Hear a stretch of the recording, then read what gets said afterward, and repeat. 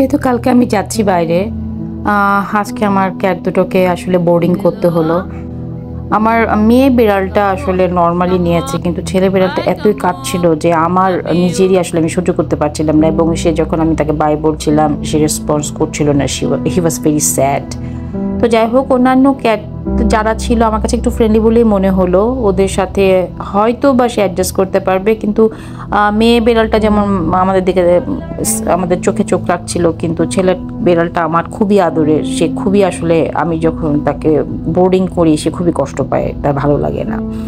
তারপরও রেখে যেতে হবে, কারণ তাদেরকে নিয়ে আসলে ফ্লাই করতে পারছি না।